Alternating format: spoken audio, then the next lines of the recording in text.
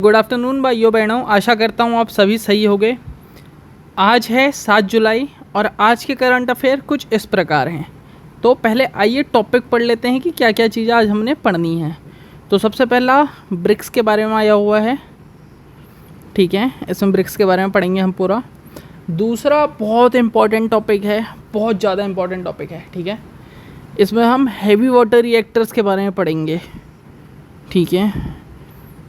और फिर तीसरा जो टॉपिक है मेरा वो है द प्लांट ट्रीटी के बारे में, international treaty on plant genetics, ठीक है, ये रहा द प्लांट ट्रीटी। फिर जो इसके बाद टॉपिक है वो है मेरा ग्रेट निकोबार आइलैंड प्रोजेक्ट के बारे में, और फिर ये लास्ट टॉपिक होगा मेरा हेल्गोलैंड आइलैंड के बारे में। तो आओ बिना टाइम वेस्ट करे इसको पढ़ना चालू करते हैं, ठीक है। तो सबसे पहला टॉपिक क्या है मेरा, पहले मैं आपको यहाँ पे एक्सप्लेन करूँगा रोज़ाना की तरह, फिर वहाँ स्लाइड में जाएंगे।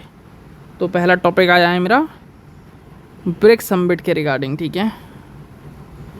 सही है ब्रश का, हाँ बिल्कुल सही है।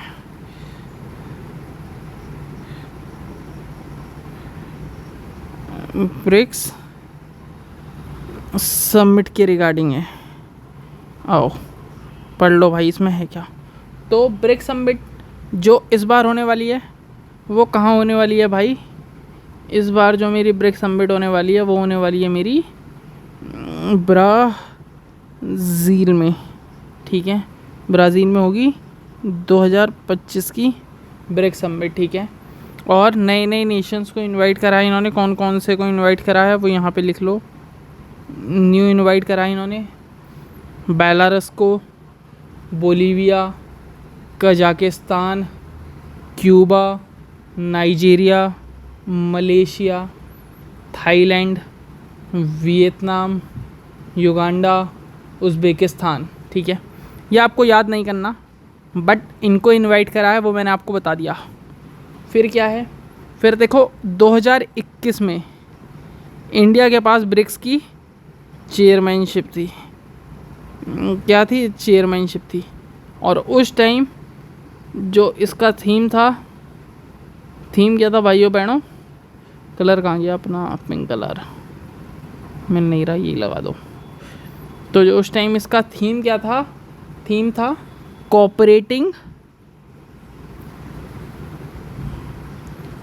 Cooperation for community, cooperation for community consolidation and consensus, ठीक है।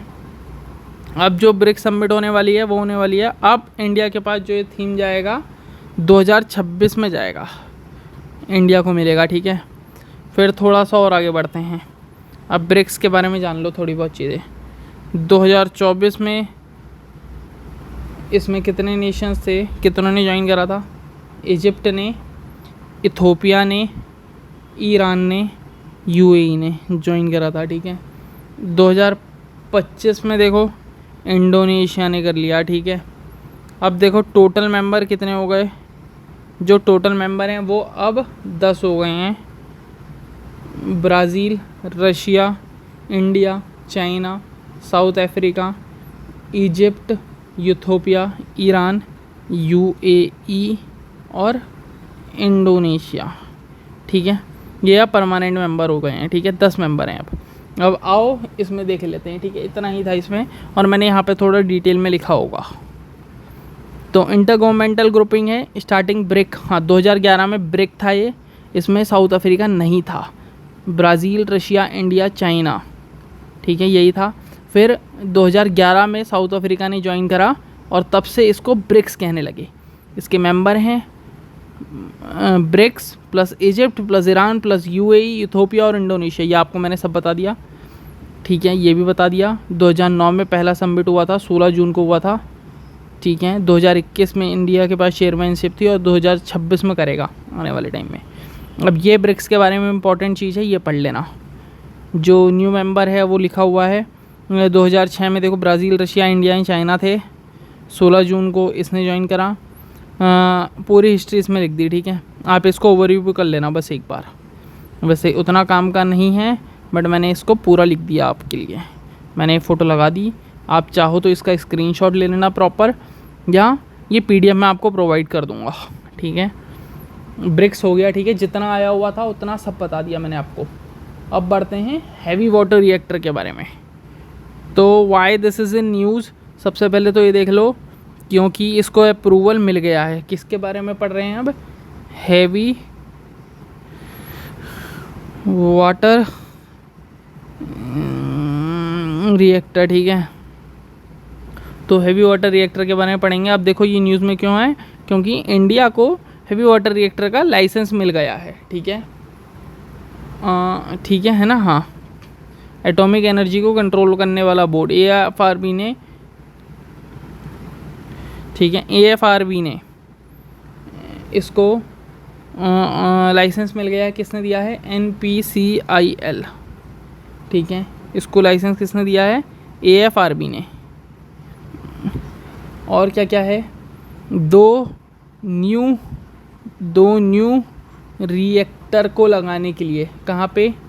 इन गुजरात, ठीक है। अब ये है क्या, ठीक है, अब ये है क्या, इसके बारे में देख लेते हैं। ये है एक PHWR, ठीक है, PHWR pressurised heavy water reactor. Pressurised heavy reactor ये है क्या?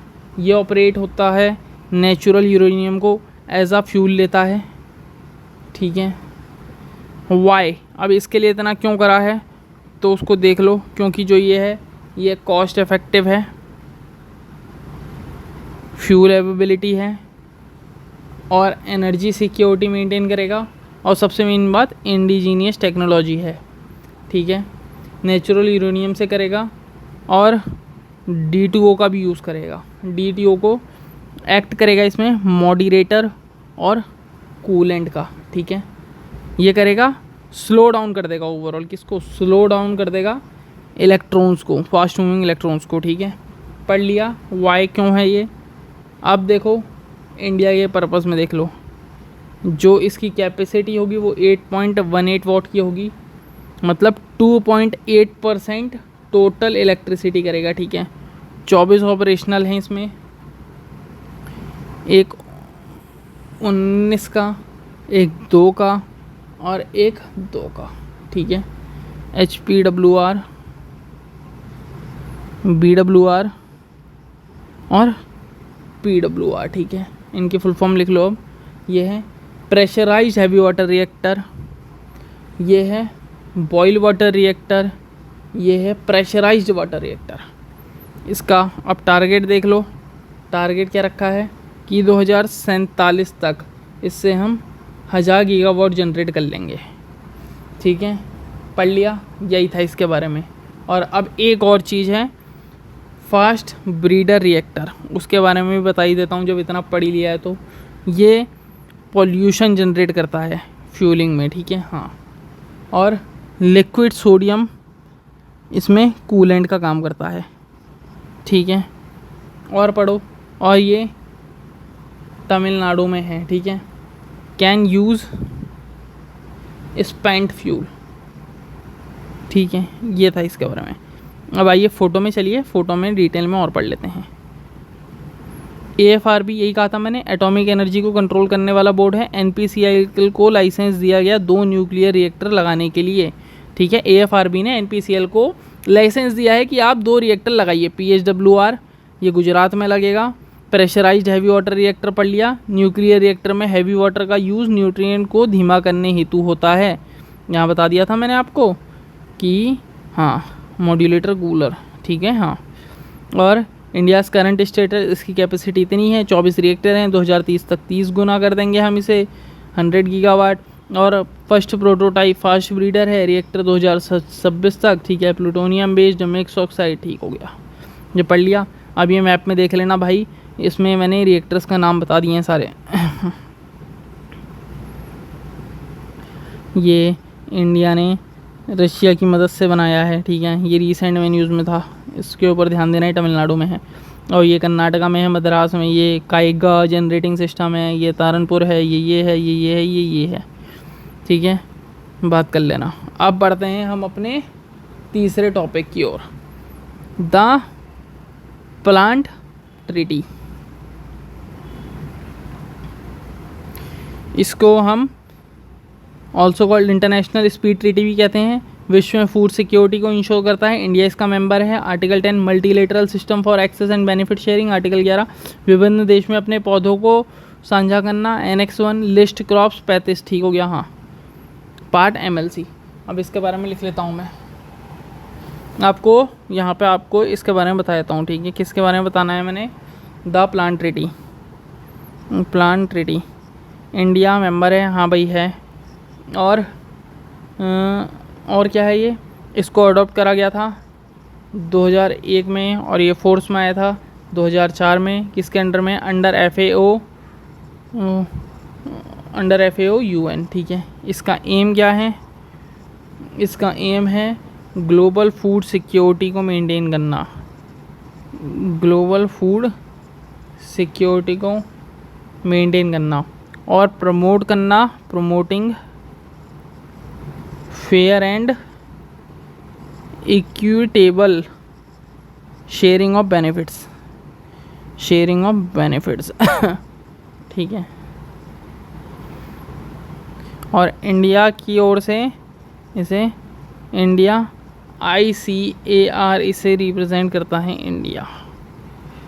ठीक है, हो गया। यही था इसके बारे में, मैंने आपको वहाँ पूरा बता दिया।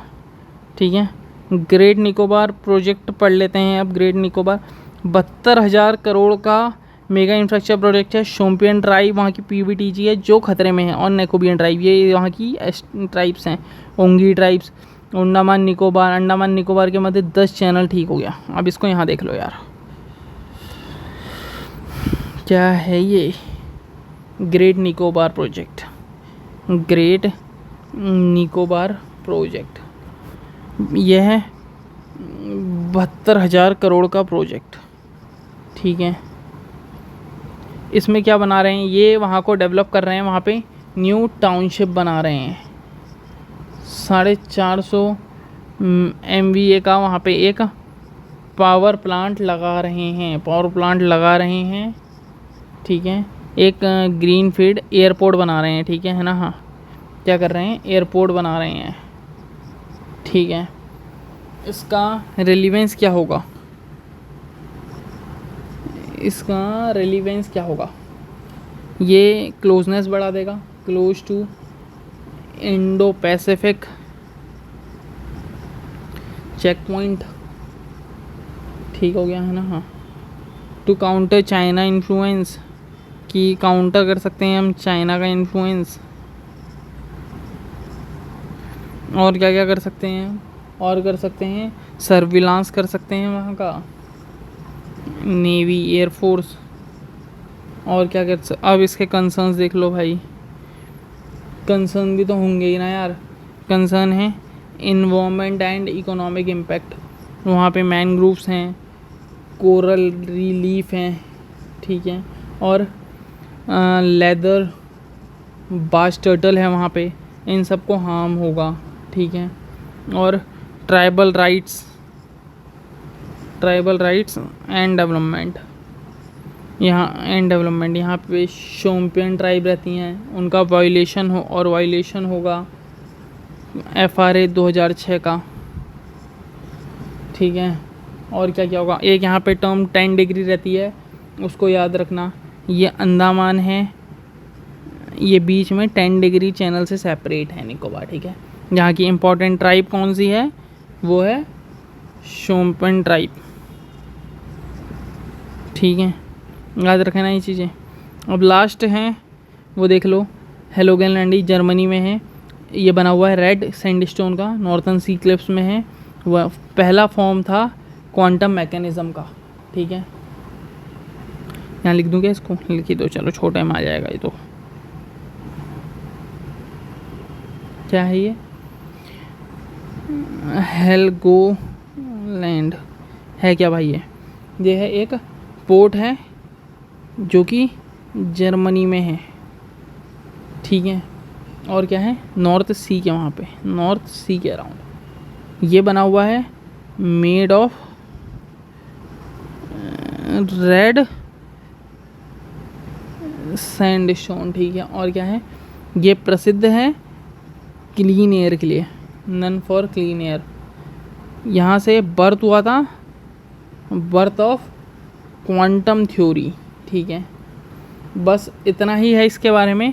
आज के करंट अफेयर यहीं पे ख़त्म करते हैं हम, और कुछ भी नहीं है इम्पोर्टेंट, ये चीज़ पढ़ लेना। जो मोस्ट इम्पॉर्टेंट आर्टिकल है भाई आज का ये है, फिर से कह रहा हूँ, ठीक है। हाँ, ये एटॉमिक एनर्जी रेगुलेटर बॉडी, ठीक है। AFRB ने ग्रांट कर दिया है NPCIL को कि भाई वो 2 न्यूक्लियर पावर रिएक्टर लगा सकते हैं गुजरात में। तो सबसे इम्पोर्टेंट यही था आज के लेक्चर में। मिलते हैं आपसे अगले लेक्चर में। Bye bye, have a nice day.